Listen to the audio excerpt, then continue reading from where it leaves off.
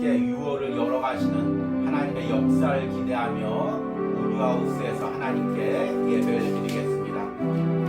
오늘 이곳에 계신 성령님 함께 찬양하면서 주일 예배를 열어갑니다.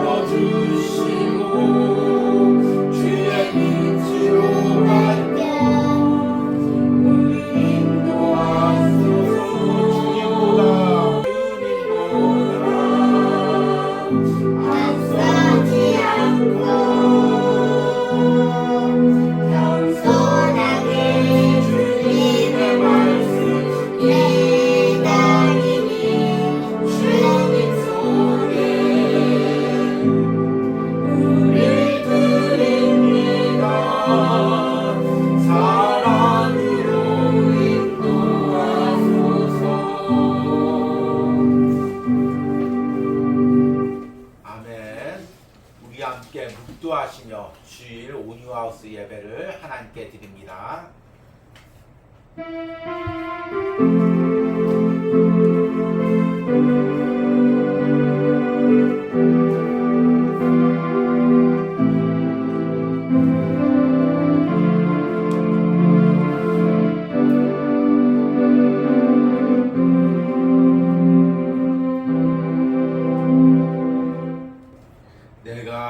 아버지께 구하겠으니 그가 또 다른 보혜사를 너희에게 주사 영원토록 너희와 함께하리니 내가 너희를 고아와 같이 버려두지 아니하고 너희에게 오리라. 내가 너희를 고아와 같이 버려두지 아니하고 너희에게로 오노라. 주님, 이 말씀이 우리에게 생명이 됩니다. 주님, 이 말씀이 우리에게 위로가 됩니다. 주님, 이 말씀이 우리에게 위안이 됩니다. 주님께서 항상 성령을 통해 지금 고아와 같이 우리를 버려두지 않고 우리와 함께 있는 줄 믿습니다. 이 온유하우스와 함께 있는 줄 믿습니다. 각자의 성도들의 삶의 가정에 함께 있는 줄 믿습니다. 오늘 그 하나님께 우리가 예배드립니다. 오늘 그 하나님께 우리가 경배와 찬양을 올려드립니다. 오늘 예배 처음부터 끝까지 성령 하나님께서 이곳에 임재하여 주시옵소서. 예수님의 이름으로 기도했습니다. 아멘. 우리 찬송가 315장 내 주 되신 주를 참 사랑하고 함께 찬양하겠습니다.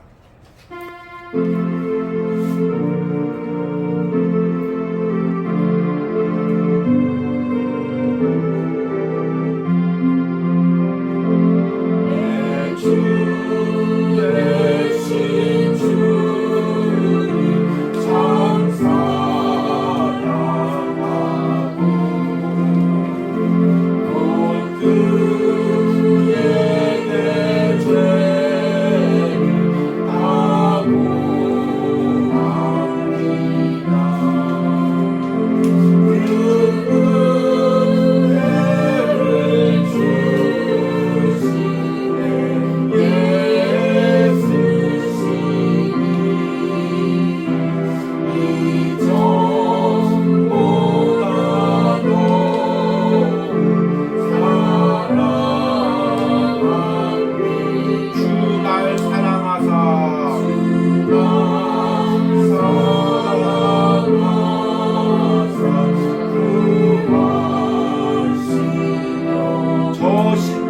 십자가구나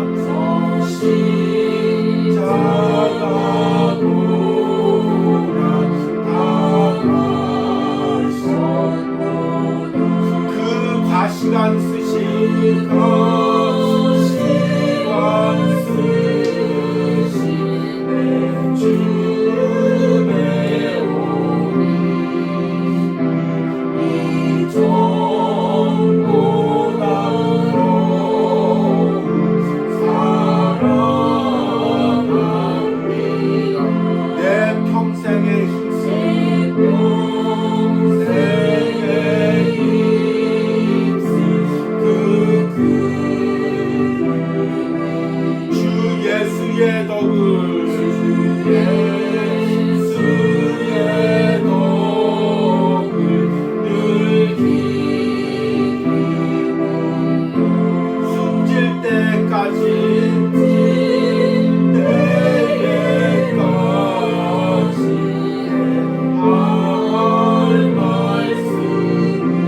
이전보다 그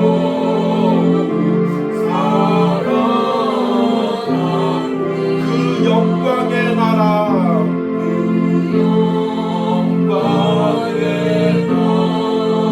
나 들어가서 그 풍성한 은혜 늘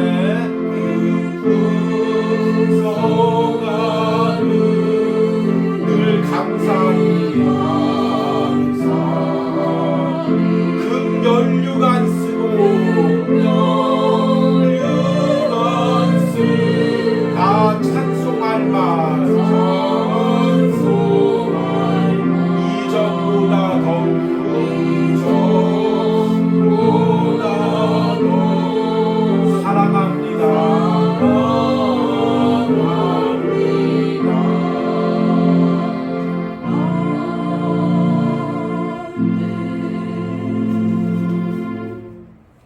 오늘 찬송가 315장을 부르면서 참 이 찬양의 가사가 이 고백이 귀하다는 생각을 해봅니다.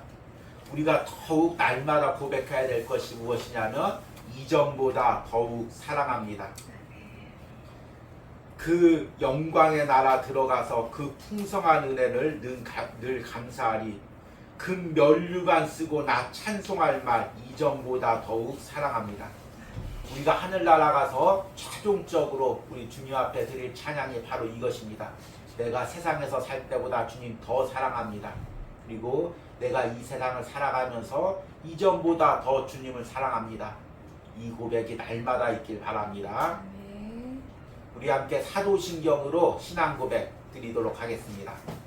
나는 전능하신 아버지 하나님 천지의 창조주를 믿습니다.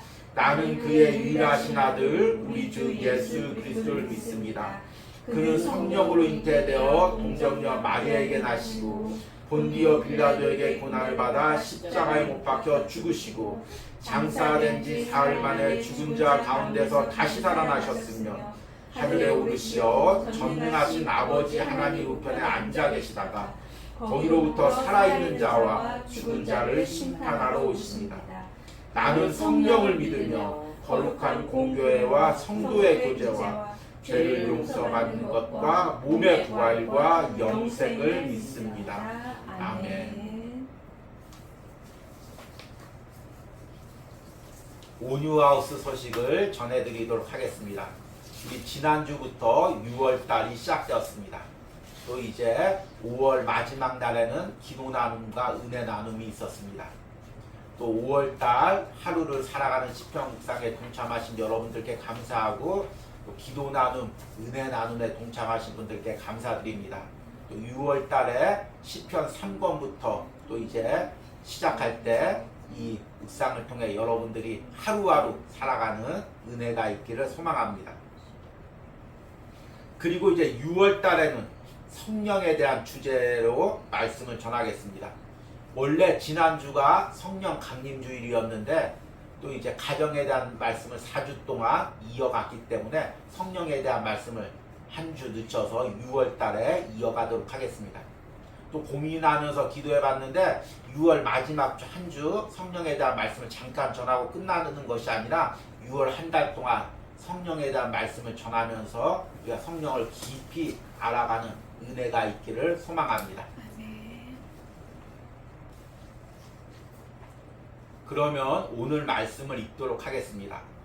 오늘 말씀은 요한복음 14장 16절에서 20절입니다. 내가 아버지께 구하겠으니 그가 또 다른 보혜사를 너희에게 주사 영원토록 너희와 함께 있게 하리니 그는 진리의 영이라 세상은 능히 그를 받지 못하나니 이는 그를 보지도 못하고 알지도 못함이라. 그러나 너희는 그를 아나니 그는 너희와 함께 거하시니요 또 너희 속에 계시겠습니다. 내가 너희를 고아와 같이 버려두지 아니하고 너희에게로 오리라. 조금 있으면 세상은 다시 나를 보지 못할 것이로되 너희는 나를 보리니 이는 내가 살아있고 너희도 살아있겠음이라. 그날에는 내가 아버지 안에 너희가 내 안에 내가 너희 안에 있는 것을 너희가 알리라. 아멘. 이제 앞에서 광고한 대로 6월 달에는 성령에 대한 말씀을 이어가도록 하겠습니다. 6월 달 이제 주제는 성령 하나님을 알아가기입니다. 왜 성령이라고 부르지 않고 성령 하나님이라고 불렀는지 오늘 말씀에 그 내용이 자세히 나옵니다. 그래서 오늘 말씀의 제목은 성령 하나님은 어떤 분이신가 입니다. 이 성령 하나님에 대한 말씀을 전할 때마다 무척 조심스럽고 또 많이 어렵습니다. 왜냐하면 성령에 대해서는 교파마다 교단마다 다 주장하는 게 다르고 또 자기가 주장하는 게 옳다고 이야기합니다. 또 성령을 받은 사람들, 또 체험한 사람들, 또 성령에 대해서 체험적인 것을 귀하게 여기는 사람들, 아니면 체험을 비판적이거나 말씀으로 판단하는 사람들, 이 사람들 모두 다 성령에 대해서 다 다른 견해를 가지고 있고 자신의 견해가 옳다고 이야기합니다. 그래서 사실 이 성령에 대한 말씀을 전하면 누군가는 항상 이것은 틀리다. 내가 받은 성령은 그렇지 않다. 또는 내가 말씀으로 한 성령은 그렇지 않다. 또 우리 교단에서 주장하는 성령은 그렇지 않다. 이렇게 주장하기 때문에 이 성령에 대해서 말씀을 전하기가 굉장히 예민합니다. 그래서 특별히 이 말씀을 준비하면서 더 성경적인 성령에 대해서 전하려고 성경에 대해서 많이 읽고 또 이제 초대교회나 또 이제 복음주의 학자들이 이야기하는 성령에 대한 책들을 많이 읽으면서 가장 균형 잡힌 성령에 대한 말씀을 준비하고 전하려고 노력하고 있습니다. 그래서 여러분들이 잘 듣고 이 성령에 대해서 은혜를 체험하시기 바랍니다. 이렇게 어려움이 있음에도 불구하고 제가 이 성령의 말씀을 전하려고 하는 것은 이 성령처럼 귀한 것이 없고 성령의 은혜가 아니면 우리가 신앙생활 자체를 이어갈 수 없고 특별히 지금같이 메마른 시대에는 성령의 은혜가 더욱더 소중하기 때문입니다. 그럼에도 불구하고 이 성령을 자신의 주장과 자신의 욕심을 채우려고 잘못 전하는 또 잘못된 사람들이 너무나 넘쳐나는 시대입니다. 흔히 이런 이야기를 많이 들어보죠. 내 말을 거역하는 게 성령님을 거역하는 거다. 또 성령님께서 이거 지금 바치라고 하셨다. 이런 말들. 심지어 지금 내 말을 거역하고 떠나거나 어딜 가면 성령님께서 너 징벌하신다. 이렇게 성령님을 자신의 욕구에 맞게 이렇게 하는 경우가 많이 있습니다. 이게 이제 인간의 제된 본성이죠. 우리가 계속해서 이야기했듯이 인간 안에는 자기 중심성이 있고 그래서 성령도 자기 중심적으로 자꾸 해석합니다. 제가 이제 청년부 때 이제 그 어떤 청년 하나가 은혜를 받고 그 공동체에서 가장 이쁜 자매한테 다가가서 성령님이 너랑 나랑 결혼하라고 하셨다. 이렇게 이야기를 하는 것입니다. 그리고 나서 이제 또 그 어머니가 권사님이셨는데 그 권사님한테도 권사님 그 딸과 저랑 이제 결혼하라고 했습니다. 안 그러면 그 가정에 또 딸 인생에 어려움이 처한다고 성령님께서 그렇게 말씀하셨습니다. 이렇게 이야기하는 것입니다. 그런데 그 이야기를 듣고 그 자매가 결혼을 했을까요? 안 했을까요? 결혼을 했습니다. 예. 그러니까 우리가 성도들이 의외로 이 성령에 대해서 많이 잘못 알 때가 많이 있습니다. 그리고 어떤 사람이 주장하는 성령에 대해서 마음을 뺏기고 흔히 가스라이팅이라고 하죠. 그리고 그 사람의 말을 거역하는 혹시 성령님한테 커다랗게 저주를 받는 것이 아닌가 이렇게 두려워하면서 성령을 잘못 알 때가 많이 있습니다. 그래서 한 달간 성령에 대한 말씀을 들으면서 우리가 성령을 바로 알고 또 잘 분별하고 그리고 분별한다고 해서 그걸 비판하고 판단하는 것이 아니라 이것을 또 우리가 사모하는 은혜가 있길 바랍니다. 그래서 이제 오늘 말씀을 통해서 정말 성경에서 이야기하는 성령님이 어떤 성령님인지 이제 전하도록 하겠습니다. 그런데 이제 성령에 대한 말씀이 구약에서부터 신약까지 계속 이어집니다. 그런데 이제 특별히 어떤 사람들은 자기가 좋아하는 그 성령의 부분만 톡 집어서 이야기를 해서 왜곡하게 전할 수가 있습니다. 그래서 어떻게 성령을 균형 있게 전할까 고민하다가 요한복음 14장을 성령에 대한 말씀의 첫째 말씀의 주제로 삼았습니다. 왜 요한복음 14장 말씀을 말씀을 본문으로 삼았냐면 이 요한복음 14장은 예수님의 고별 설교 중에 있습니다. 예수님의 고별 설교란 무엇이냐면 예수님께서 예루살렘에 오셔서 이제 제자들에게 십자가에 잡히기 전에 마지막으로 하신 설교입니다. 학자들은 이 설교가 예수님께서 성만찬을 하신 후에 마지막 만찬을 하신 후에 다락방에서 전한 것으로 보기도 합니다. 그래서 다락방 강화라고도 합니다. 요한복음 13장 후반부터 요한복음 16장 또 어떤 사람은 17장까지 또 그렇게 보기도 합니다. 이것이 이제 예수님의 고별 설교입니다. 예수님께서 이제 이 땅에 계시면서 마지막으로 제자들에게 하신 말씀이기에 너무나 중요한 말씀이고 특별히 이 말씀에 대해서 성령에 대해서 언급을 하십니다. 그것도 아주 구체적으로 많이 언급합니다. 그동안은 예수님께서 성령에 대해서 언급한 적이 별로 없습니다. 그런데 이제 십자가를 앞두고 제자들에게 마지막으로 내가 간 후에 성령님 오실 것을 언급합니다. 그러기에 어떤 말씀보다 예수님께서 장차 오실 성령님에 대해서 직접적으로 말씀하신 이 말씀이 귀하고 중요한 말씀입니다. 그래서 우리가 이 말씀을 기준으로 성령님에 대해서 알아가고 그리고 이제 다른 말씀을 확장해서 성령님을 더 깊이 알아가기를 원합니다. 오늘 요한복음 14장에 있지는 않았지만 예수님께서 이제 십자가를 앞두고 제자들에게 자기가 떠나서 아버지에게로 돌아갈 것을 이야기합니다. 요한복음 14장 1절에서 4절 말씀을 보니까 너희는 마음에 근심하지 말라. 하나님을 믿으니 또 나를 믿으라. 내 아버지 집에 거할 곳이 많도다. 그렇지 않으면 너희에게 일렀으리라. 내가 너희를 위하여 거처를 예비하러 가노니 가서 너희를 위하여 거처를 예비하면 내가 다시 와서 너희를 내게로 영접하여 나 있는 곳에 너희도 있게 하리라. 내가 어디로 가는지 그 길을 너희가 아느냐. 지금 제자들이 얼마나 당황스럽겠습니까? 예수님과 함께 그동안 3년 동안 함께 살았습니다. 많은 공격들이 있고 유대인들이 지금도 죽이려고 하지만 예수님이 능력을 행하기에 아무도 예수님과 제자들을 건들지 못하고 있습니다. 그런데 예수님이 이제 아버지한테로 간다고 이야기합니다. 그러면 제자들만 남게 됩니다. 그러면 유대인들이 얼씨구나 좋구나 하고 이 제자들 핍박하고 공격하고 또 생명을 빼앗을 것입니다. 얼마나 두렵겠습니까? 그리고 예수님은 아버지한테로 간다고 하는데 도대체 어디로 가는지 자기들은 이제 어떻게 살아야 될지 모든 것이 막막할 것입니다. 마치 어떤 심정이냐면 엄마 아빠가 어느 날 여행을 갔다가 갑자기 여기다 딱 떨어뜨려 놓고 너 이제부터 여기서 혼자 잘 살아봐라 이런 느낌이었을 것입니다. 얼마나 세상이 무섭고 두렵겠습니까? 그런데 예수님께서 내가 간다고 끝나는 것이 아니라 내 대신 성령님을 보내겠다. 이 말씀을 이야기하는 것입니다.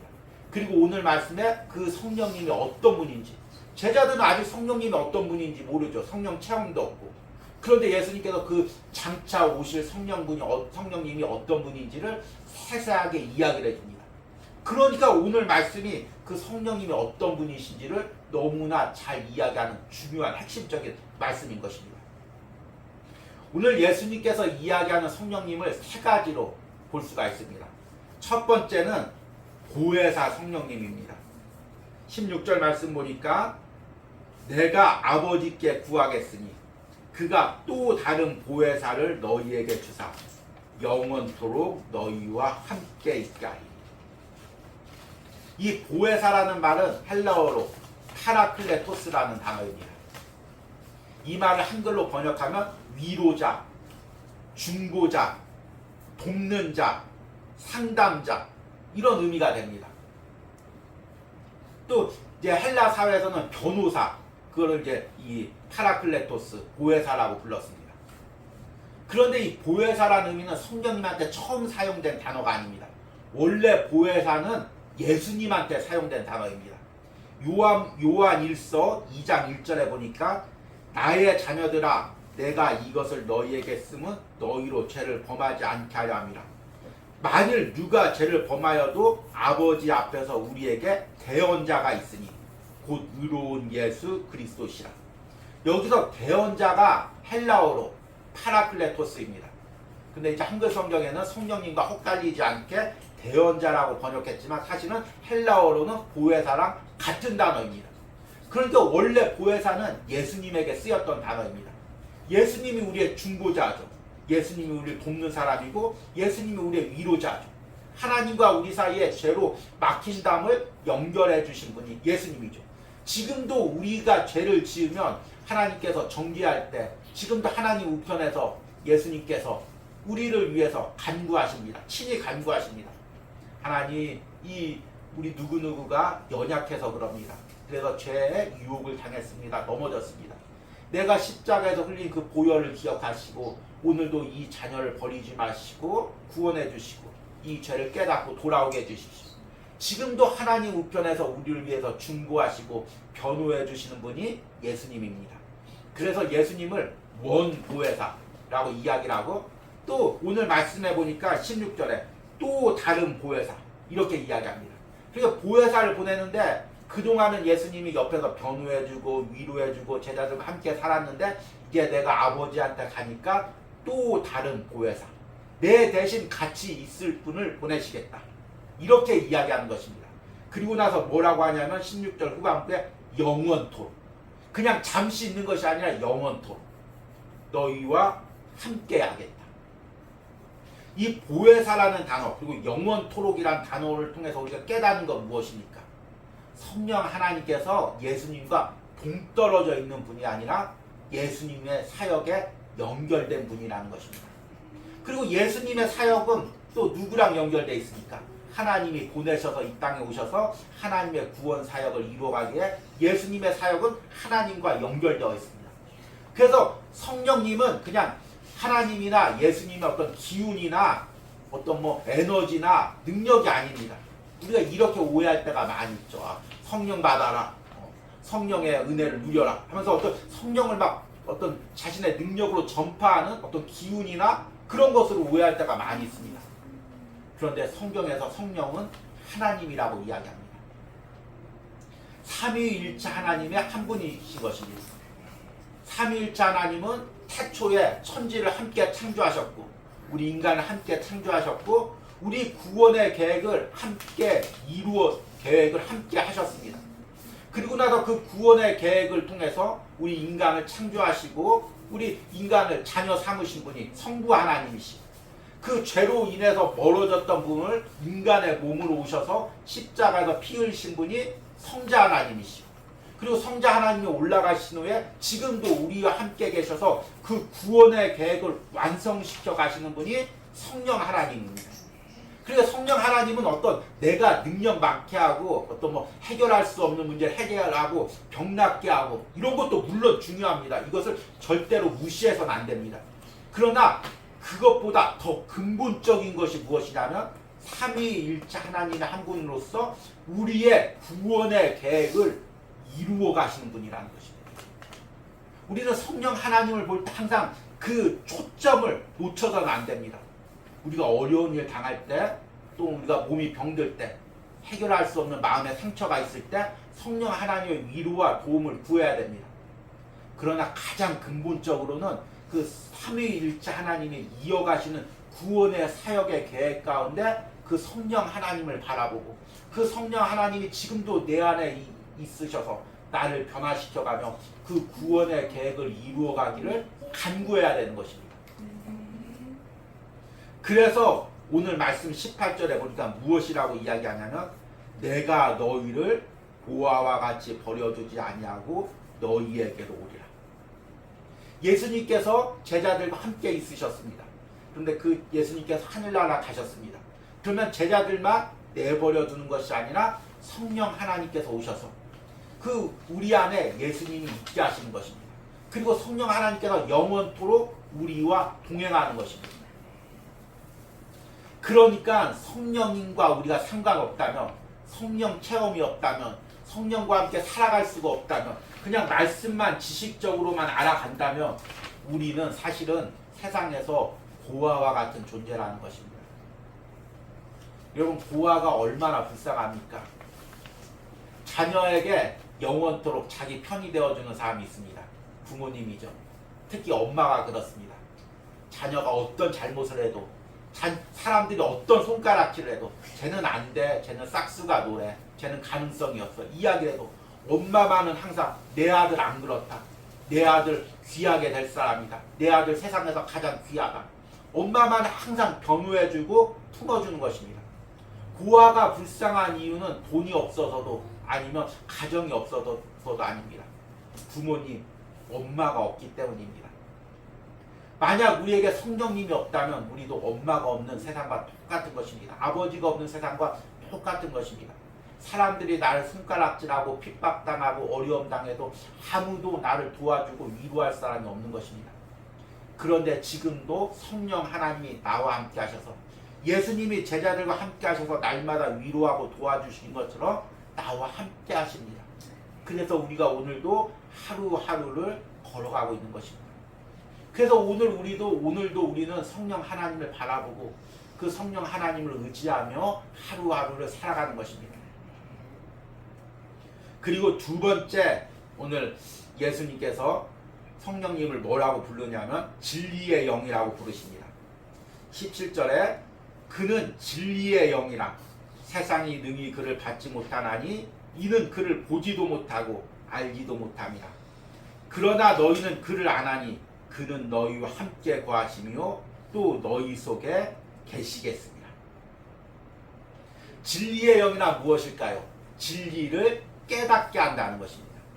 여러분, 성령님의 역사가 없으면 성경을 100번 읽어도 성경의 진리를 깨닫지 못합니다. 아무리 사람들에게 예수님이 하나님의 아들이고 나를 위해서 십자가에 죽으셨다고 해도 성령님이 없으면 예수님이 하나님의 아들로 깨닫지 못합니다.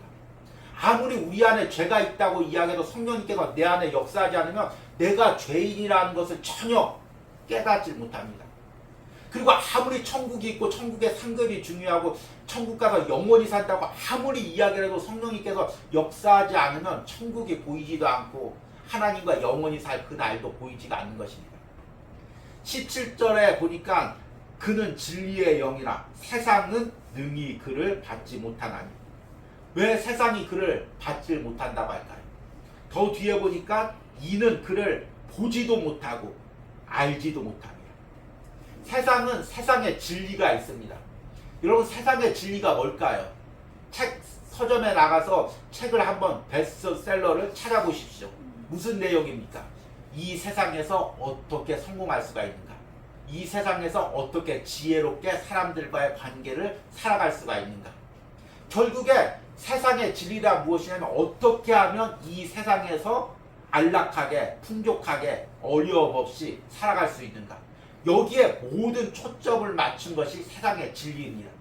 그러니까 세상의 진리를 가지고 있는 사람은 영의 세계도, 천국도, 하나님도, 우리가 살 영생도 알 수가 없는 것입니다. 그런데 세상은 성령을 받지를 못하는 것입니다. 알지도 못하는 것입니다. 그러나 17절 후반부에 보니까 그러나 너희는 그를 아나니. 예수님의 자녀, 하나님의 자녀들은 성령을 압니다. 매 순간 성령님께서 우리에게 진리를 깨닫게 해주시기 때문입니다. 그래서 오늘 읽지는 않았지만 요한복음 14장 26절에 보혜사 곧 아버지께서 내 이름으로 보내실 성령 그가 너희에게 모든 것을 가르치고 내가 너희에게 말한 모든 것을 생각나게 하리라. 여러분 우리가 세상에서 살아갈 때 죄를 지으려고 할 때 사실은 성령님께서 깨닫게 하지 않으면 말씀을 통해서 그 말씀에서 이게 죄라고 분명히 말씀하셨지 이걸 깨닫게 하지 않으면 우리는 아무런 생각 없이 자연스럽게 물 흐르듯이 그 죄를 아무렇지도 않게 짓게 되는 것입니다. 다 그런데 뭐 세상 사람 다 그런데 뭐 아무렇지 않게 세상과 닮아가고 나도 모르게 그리스도인으로서 구별이 안 되고 세상 사람들과 똑같게 되는 것입니다. 그런데 성령님이 함께하는 사람은 날마다 깨닫게 됩니다. 진리를 깨닫게 됩니다. 이것은 말씀에 하나님이 기뻐하시는 일이 아니지. 이것을 지금 내가 행하려고 하니까 내 안에 있는 성령님이 지금 마음 아파하시고 또 괴로워하시고 내가 이것을 행하면 안 되겠다.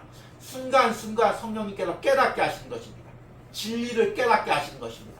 그래서 말씀 안에서 살아가고 신앙 안에서 살아가고 신앙의 진리를 놓지 않게 하는 것입니다. 여러분 우리가 지금까지 어떻게 신앙을 지키며 여기까지 걸어올 수 있었겠습니까? 날마다 내 안에 계신 성령님께서 깨닫게 하시고 돌아오게 하시고 다시금 주님 붙들게 하셔서 여기까지 우리가 살아올 수가 있는 것입니다. 다시 한번 진리의 영을 붙드시기 바랍니다. 우둔한 나를 깨닫게 하시고 말씀을 깨닫게 하시고 날마다 하루를 살아가는 시편 묵상을 할 때마다 그 말씀의 의미를 깨닫게 하시고 그 말씀 붙들고 살아가게 해주십시오. 그렇게 기도하시기 바랍니다. 마지막으로 무척 중요한 부분입니다. 세 번째 예수님은 성령은 우리 안에 예수님이 있게 한다고 말씀하고 있습니다. 오늘 19절과 20절 말씀을 보니까 조금 있으면 세상은 다시 나를 보지 못할 것이로되 너희는 나를 보리니 이는 내가 살아있고 너희도 살아있겠습니다. 예수님께서 십자가에서 죽으신 후에 이제 하늘로 올라가시는데 어떻게 그 예수님의 제자들이 예수님을 볼 수가 있겠습니까? 예수님이 십자가에서 죽었는데 어떻게 예수님께서 우리 안에 살아있을 수가 있겠습니까?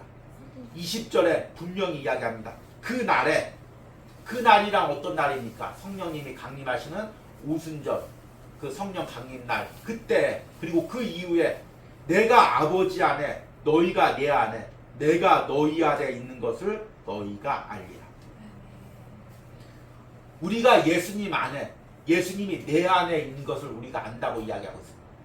예수님은 어떻게 내 안에 있을 수가 있을까요? 분명히 지금 우리가 사도신경으로도 고백했듯이 예수님께서는 장사한 지 사흘 만에 죽은 자 가운데서 살아나셔서 또 하나님 우편에 오르셔서 지금도 하나님 우편에 있는데 어떻게 내 안에 있을 수가 있겠습니까? 그리고 내가 어떻게 예수님 안에 있을 수가 있겠습니까? 성령이 내 안에 있으면 성령님이 하시는 그 역사 중에 가장 큰 것이 내 안에 예수님이 있게 하는 것입니다. 내 안에 하나님이 있게 하시는 것입니다. 그래서 내 심령을 갖다가 하나님의 성전 삼으시는 것입니다. 이 땅에서 내 심령을 거룩하게 가시는 것입니다. 주님과 동행하게 하는 것입니다. 그리고 나를 변화시켜가는 것입니다. 주님의 성전으로 예수님이 거하는 처소로 내 심령을 변화시켜가는 것입니다. 그리고 나는 일평생 살 동안 내 안에 예수님을 모시고 사는 것입니다. 예수님과 동행하며 사는 것입니다. 여러분 성령의 은사도 중요합니다. 이제 우리 셋째 주나 넷째 주에 이 말씀을 전할 것입니다. 우리의 성령의 은사들도 사모해야 됩니다. 그러나 비록 우리가 성령의 은사를 받지 못한다 할지라도 지금 예수님께서 내 안에 살아있는 것 자체가 내 안에 계신 것 자체가 성령님이 내게 주시는 너무나 큰 은사들입니다. 더 은사들보다 눈에 보이는 은사들보다 더 중요한 은사고 더 큰 은혜인 것입니다. 지금 이 말씀을 들으면서 내 심령을 보십시오. 내 안에 예수님이 살아계십니다. 그 천지를 창조하신 삼위일체 하나님 그 예수님께서 나를 위해서 십자가에서 죽으신 그 예수님께서 죽은 자도 살리는 그 예수님께서 지금 내 안에 살아계십니다. 그리고 내가 잠잘 때나 생활할 때나 직장을 살아갈 때나 어려움을 당할 때나 핍박을 당할 때나 내 안에 함께 계시고 나와 함께 핍박당하시고 나와 함께 고난당하시고 나와 함께 어려움 당하시며 지금 나와 함께 하루하루를 살아가고 있는 것입니다. 여러분 이것보다 더 큰 은혜가 어디 있습니까? 이것보다 더 큰 기쁨이 어디 있습니까? 이것이 바로 우리 안에 성령님이 오신 은혜입니다. 이것을 여러분들이 꼭 잊지 말고 더욱더 이 은혜가 깊어지기를 사모하시길 바랍니다. 이제 말씀을 맺으면서 우리가 성령에 대해서 바로 알려면 어떻게 해야 되는지를 이제 마지막으로 정리를 하려고 합니다. 지금 현대 신앙인 중에서 성령을 이해하는 방법은 크게 두 가지입니다. 하나는 이제 체험파죠. 성령을 체험해야 성령을 알 수가 있다. 그래서 성령의 체험을 엄청 강조합니다. 특히 자신들의 방식으로 성령 체험을 강조합니다. 어떤 사람은 방언 못하면 성령 못 받았다. 또 어떤 사람은 어떤 예언 못하면 성령 못 받았다. 아니면 또 어떤 사람은 어떤 특별한 은사를 행하지 못하면 성령 못 받았다.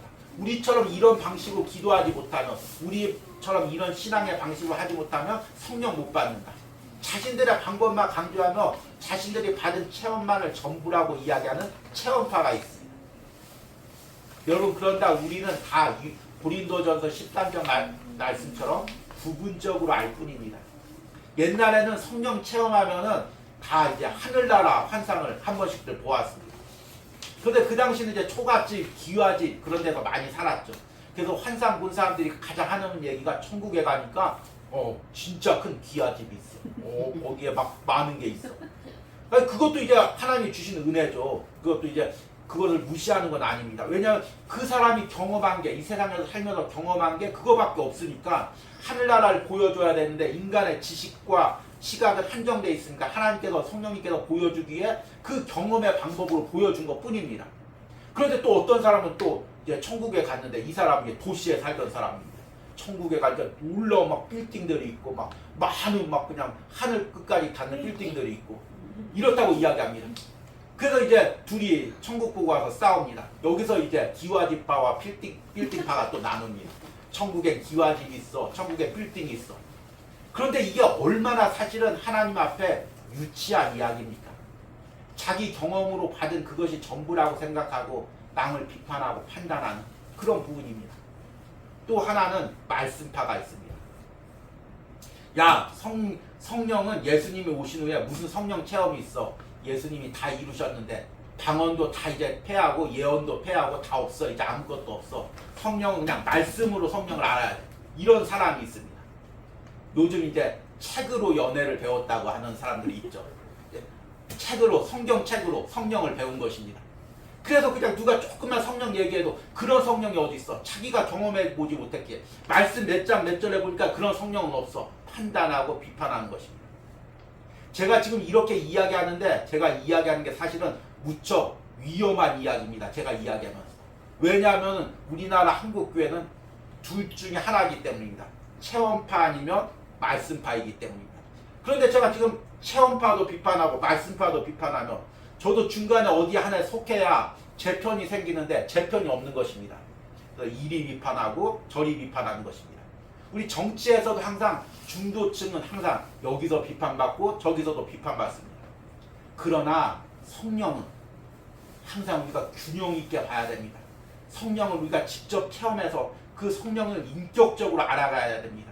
그리고 그 인격적으로 알아간 성령을 또한 우리가 말씀을 통해서 알아가야 됩니다.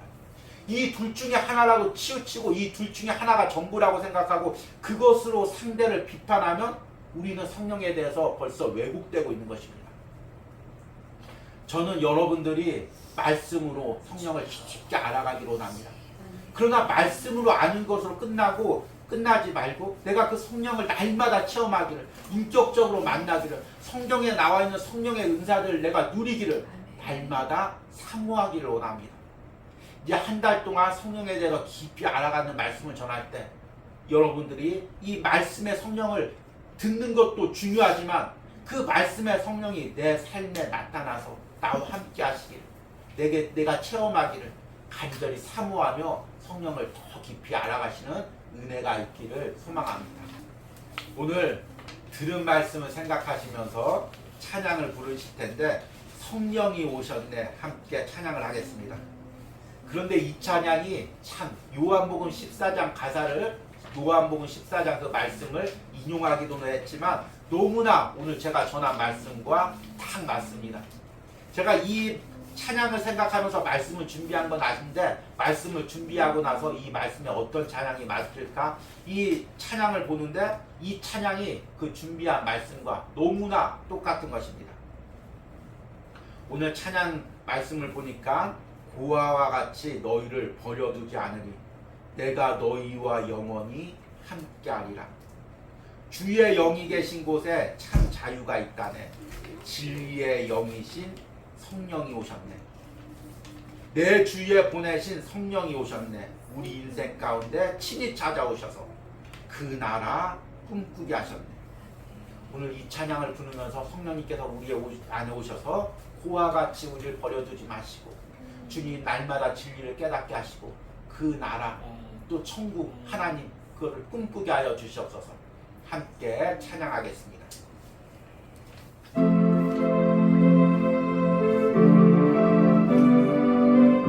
허무한 시절 지날 때 허무한 시절 지날 때 기쁜 안식 내쉴 때 그런 풍경 보시며 단식하는 우와 같이 너희를 버려두지 않아 내가 너희와 영원히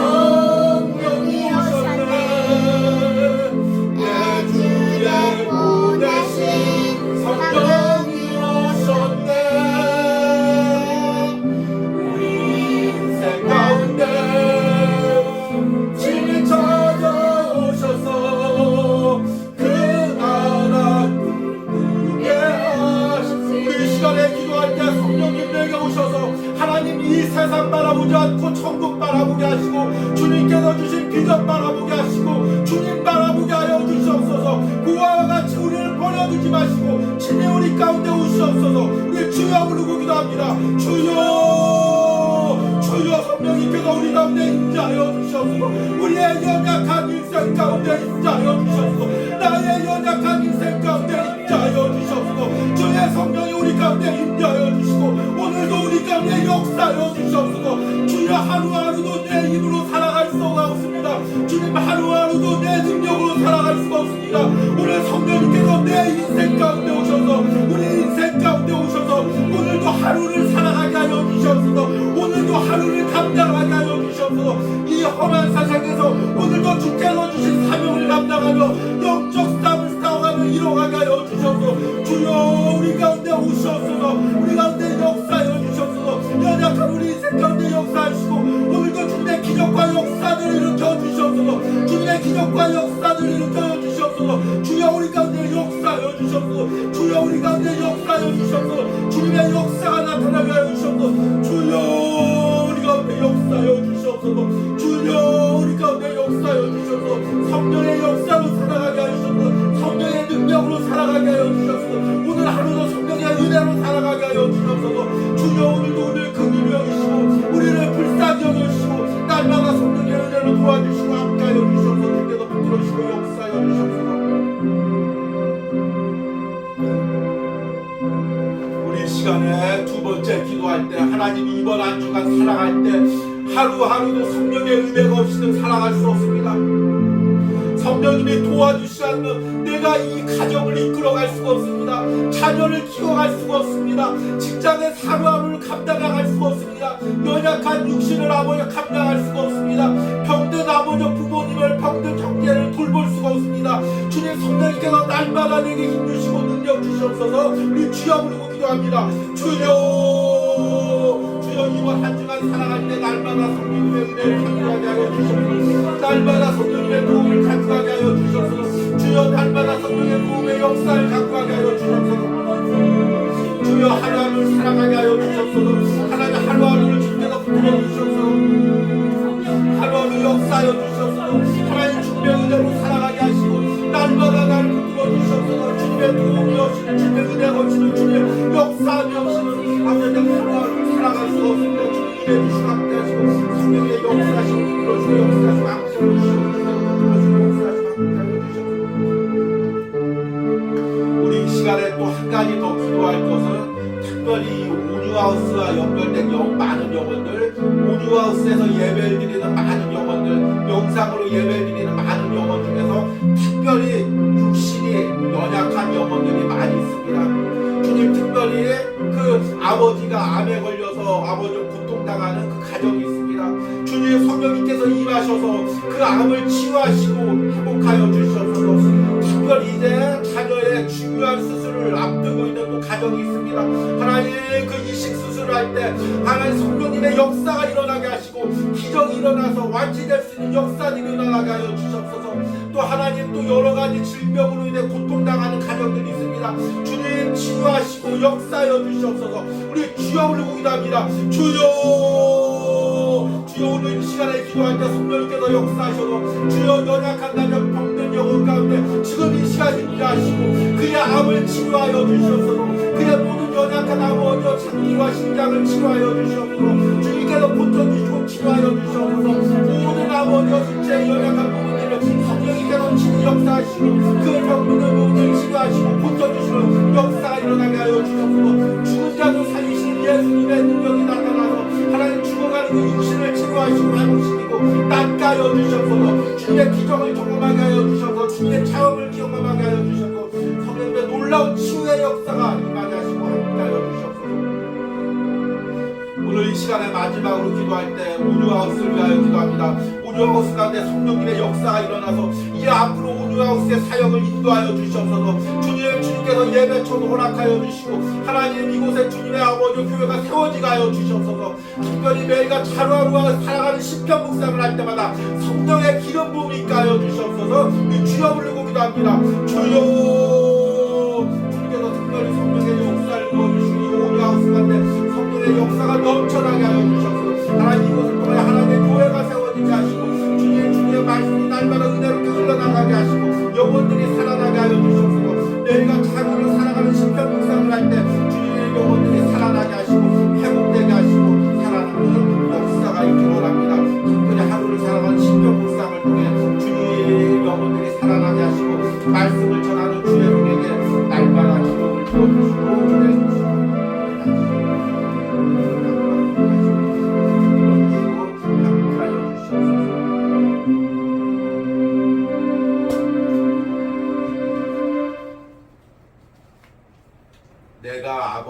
주께 구하겠으니 그가 또 다른 보혜사를 너희에게 주사 영원토록 너희와 함께하리니 내가 너희를 고아와 같이 버려두지 아니하고 너희에게로 오리라. 주님, 오늘도 이 말씀을 붙듭니다. 이번 한 주 이 말씀을 붙들기로 합니다. 세상에서 살아갈 때 나를 홀로 두지 마시고 성령 하나님께서 한순간도 나를 놓지 마시고 내 안에 계셔서 주님과 동행하며 살아가는 은혜를 허락하여 주시옵소서. 특별히 이 험한 세상에서 고아와 같이 날 내버려 두지 마시고 주님께서 역사하시고 붙들어 주시기를 오늘 예배를 드는 모든 심령 가운데, 영상을 통해 예배하는 모든 심령과 가정 가운데 이런 은혜가 있기를 간절히 소망합니다. 하나님, 이 시간에는 한 주간 동안 온유아웃을 통하여 예물 드린 손길을 위하여 기도합니다. 항상 주일 예배를 준비하며 먼저 온유아웃의 헌금을 드리는 귀한 주예종 축복하시고 날마다 성령의 역사가 그 주예종의 사역 가운데, 가정 가운데, 자녀 가운데 있게 하여 주시옵소서. 또 새벽마다 주예종과 온유아웃을 위하여 기도하며 예물 드린 권사님 주님께서 축복하시고 이제 그 아버지 자녀의 아버지 이제 수술을 앞두고 있습니다. 주님, 의사가 수술하지만 하나님께서 그 모든 손에 주님께서 친히 안수하시고 붙들어 주시고 성령님께서 그 모든 수술의 과정 가운데 친히 인도하여 주시고 함께하여 주시옵소서. 하나님, 또 특별히 지난주 주일 예배 후에 11조를 드린 우리 청년이 있습니다. 하나님, 항상 이 온유아웃을 기억하며 이 11조를 드릴 때마다 그 청년의 앞길 축복하시고 특별히 어머니가 강건하게 하시고 아버지, 특별히 어머니의 연약한 부분들을 성령님께서 항상 붙들어 주시고 하늘나라 그날까지 강건하게 기도의 여종으로 살아갈 수 있는 능력을 부어 주시옵소서.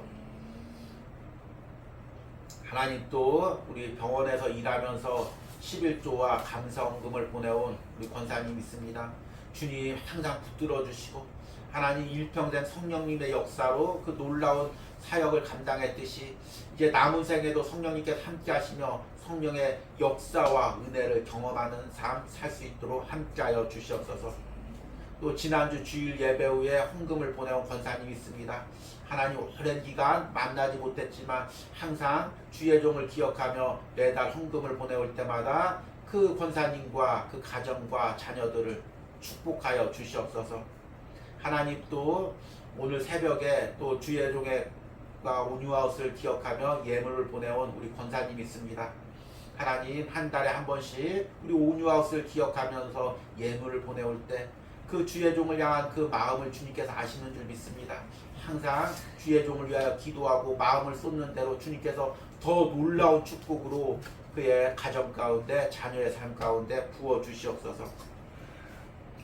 하루를 살아가는 시편 묵상을 매일마다 은혜를 누리며 그 은혜로 하루를 살아가고 감사한 마음으로 지난 주일 오후에 예물을 보내온 우리 성도님이 있습니다. 하나님, 작년에 주님은 나의 차구봉 묵상을 통하여 하나님께서 은혜 주셨듯이 올 한 해도 시편 묵상을 통해 더 큰 은혜를 주시고 남은 한 해를 더 은혜로 살아갈 수 있도록 축복하여 주시옵소서. 하나님, 또 사랑하는 자녀가 또 이제 육신의 연약한 가운데 병원에 입원해 있다가 건강하게 태어남을 감사해서 예물 드린 손길이 있습니다. 하나님, 그 자녀의 건강을 항상 지켜주시고 조금 남아있는 그 연약함이 온전히 치유될 수 있는 축복을 허락하여 주시옵소서. 온유아웃을 애쓰고 함께 예배하고 예물 드린 모든 손길들 주님께서 축복하시고 항상 그 앞길 가운데 함께 하시고 성령님께서 동행하여 주시옵소서. 이제는 나를 창조하시고 나를 하나님 자녀 삼으신 성부 하나님의 사랑과 이 땅에 오셔서 십자가에서 우리를 위하여 구원의 사역을 이루어 가시고 성령을 우리에게 보내주신 성자 예수님의 은혜와 지금도 우리를 고아와 같이 버려두지 않고 우리 안에 함께 하시는 성령 하나님의 역사심이 오늘 온유아웃에서 예배하는 모든 심령 가운데, 영상으로 예배하는 모든 심령과 가정 가운데 이제부터 영원까지 함께 할지어다. 아멘.